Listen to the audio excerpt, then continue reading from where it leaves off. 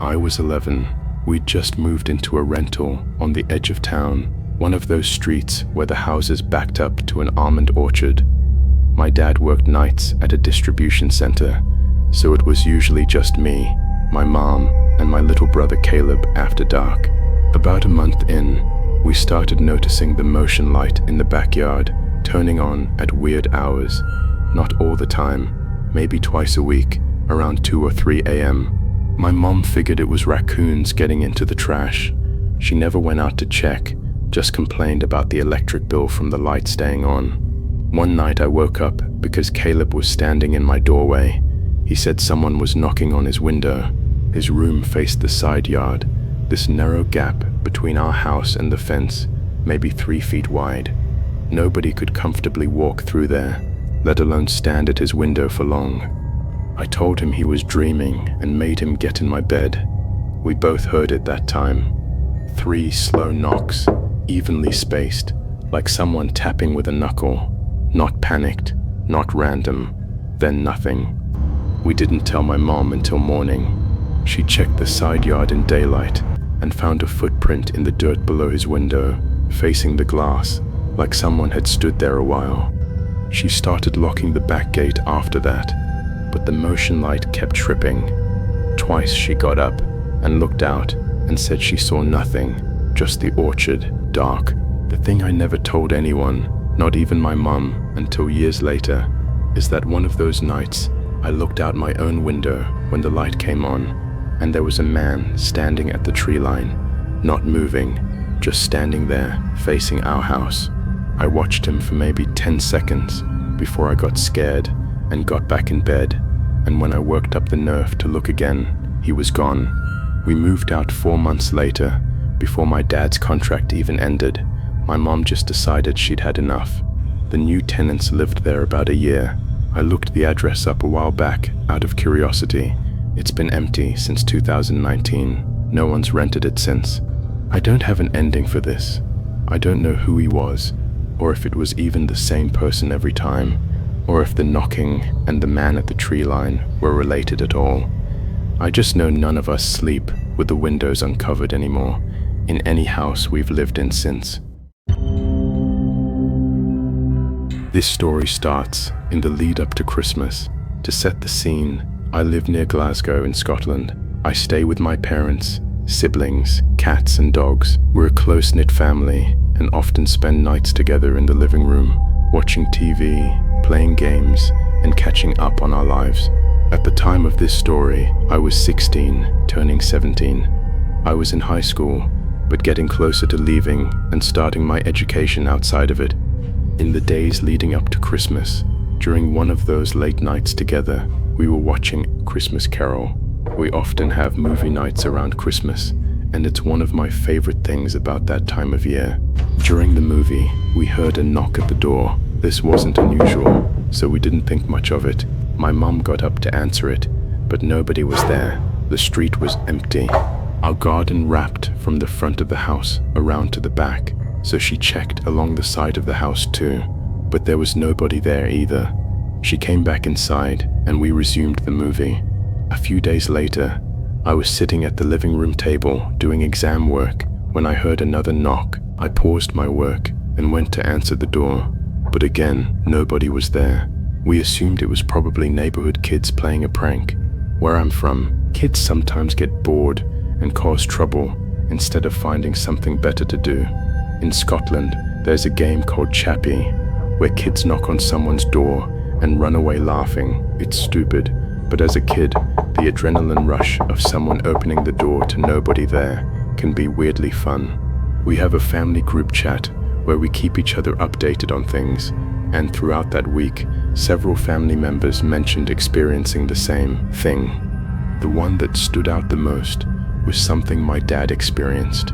At the time, my dad usually stayed up later than everyone else, either playing Xbox or watching shows once the house was quiet. One night around 11:30, when the street was silent and all the kids would have been inside, he heard a very quiet knock. He was confused because of the burnt time. He checked through the peephole before opening the door, but he saw nobody. He slowly unlocked and opened the door to look outside. Again, nobody was there, just a quiet, empty street.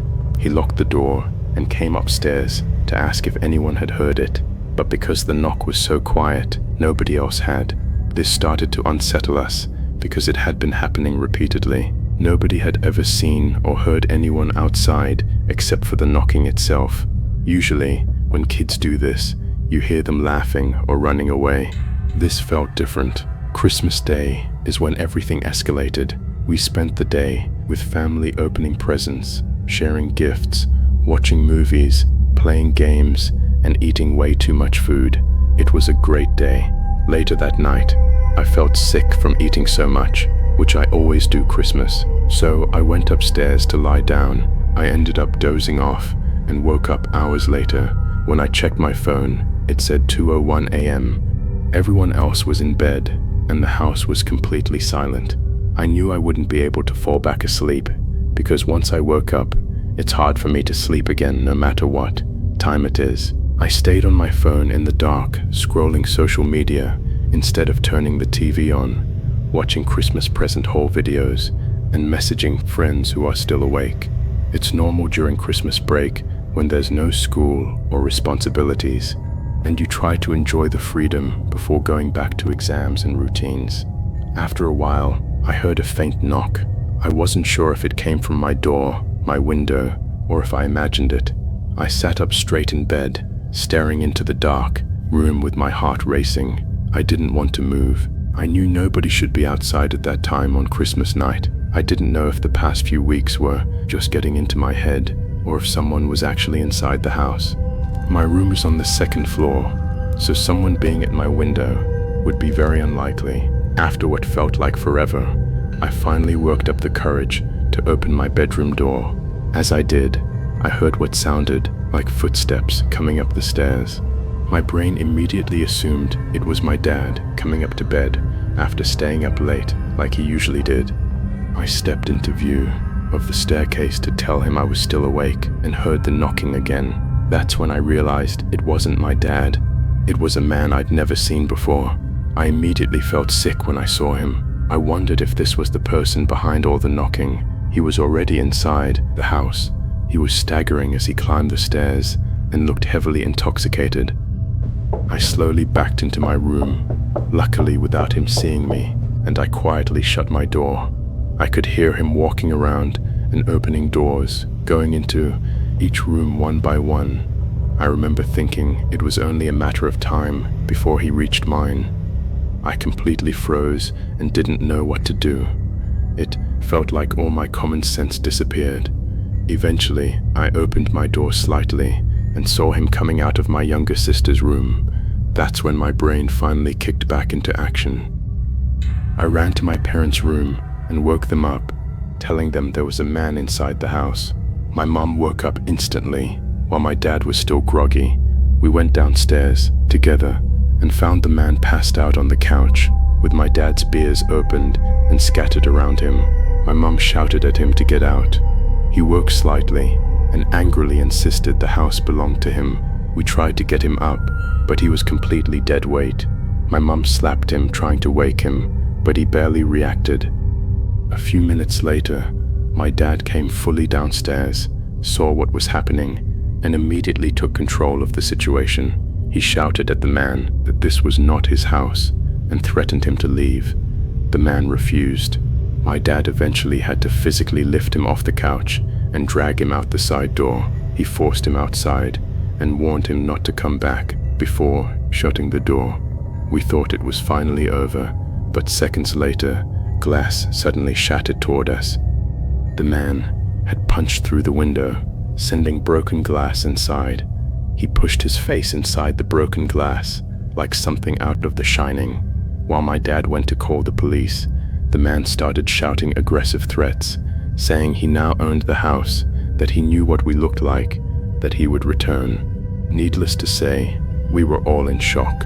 It was hard to believe someone would do something like this on Christmas night. Eventually, he left and the police arrived. They took statements from all of us. Mine was the longest since I had seen him first. Not long after, the police left. Luckily, because it was the winter, it had snowed that night.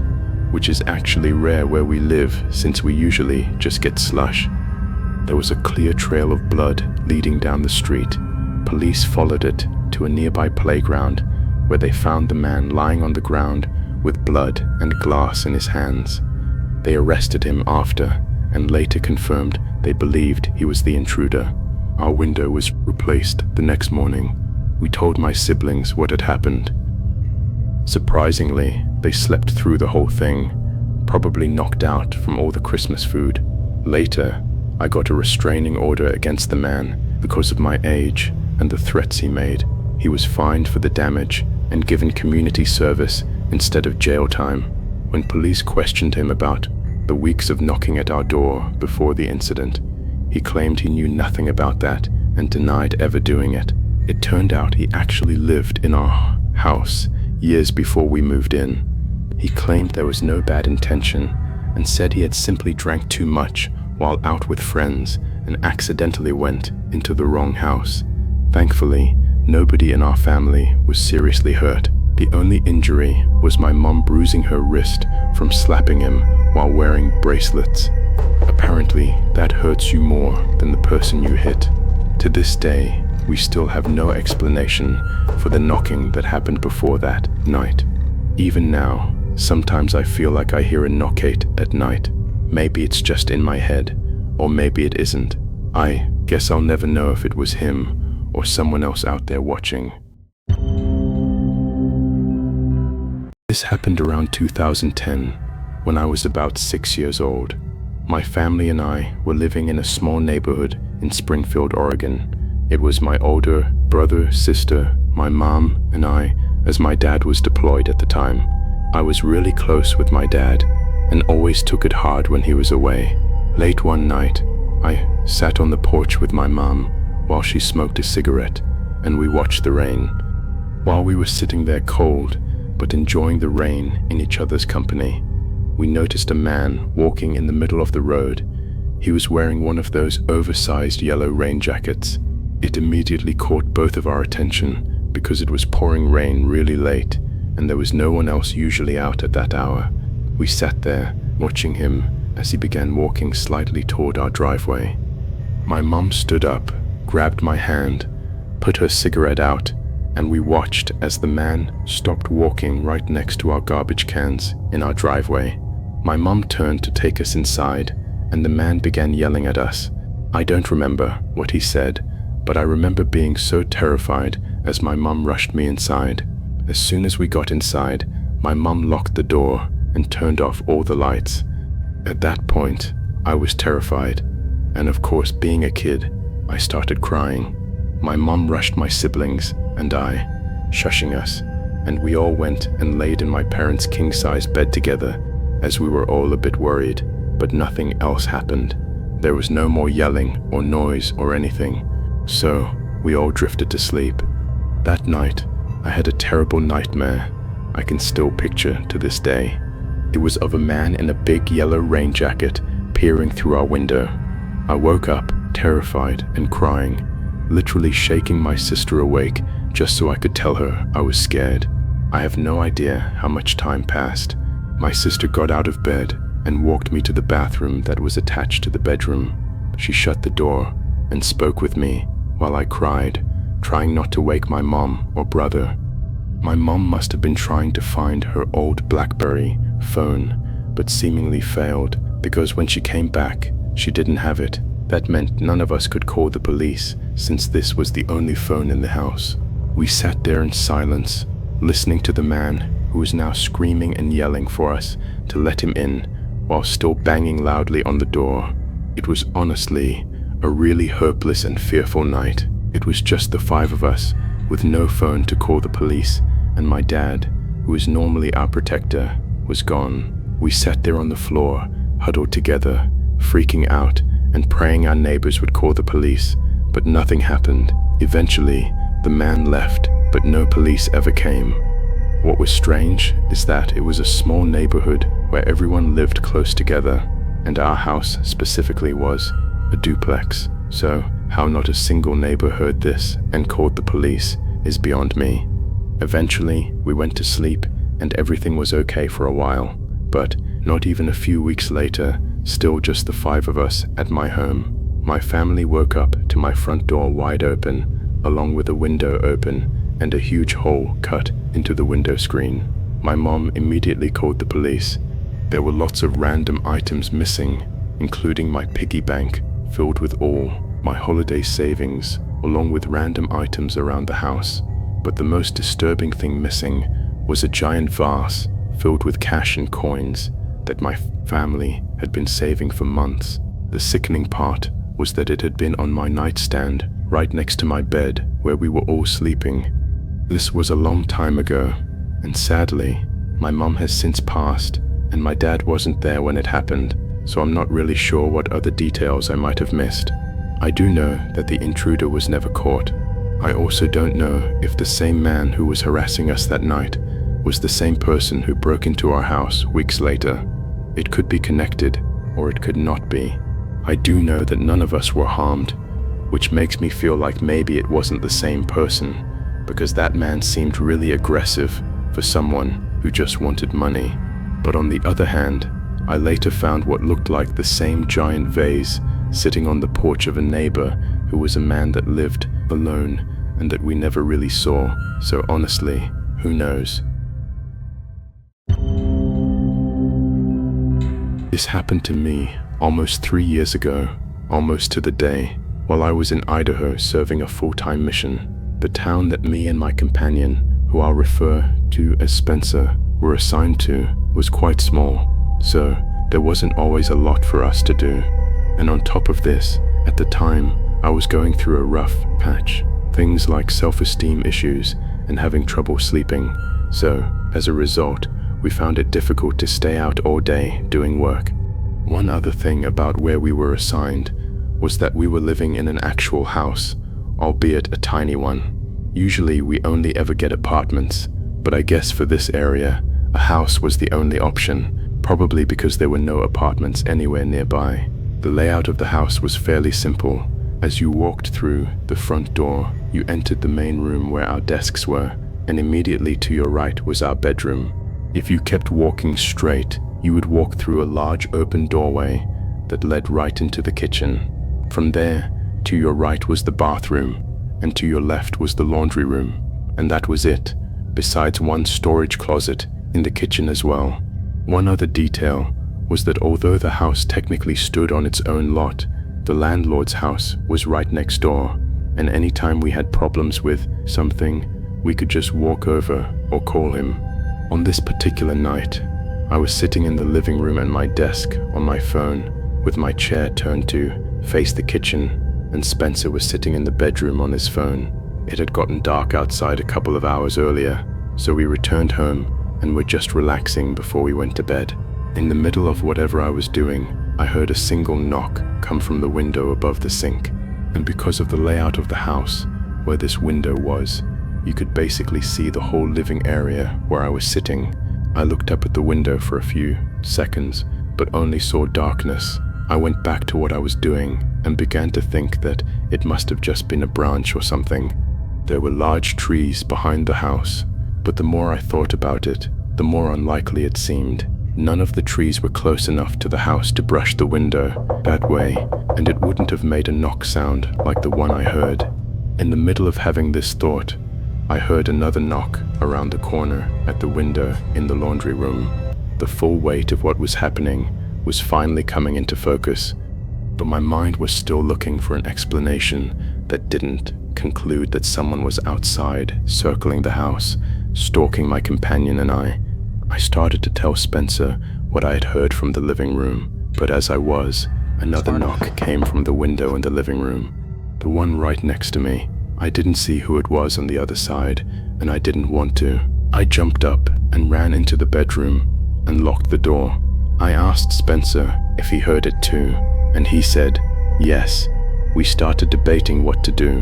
All we had for weapons were a couple of knives, and we didn't know how many people were actually out there, or if they were armed.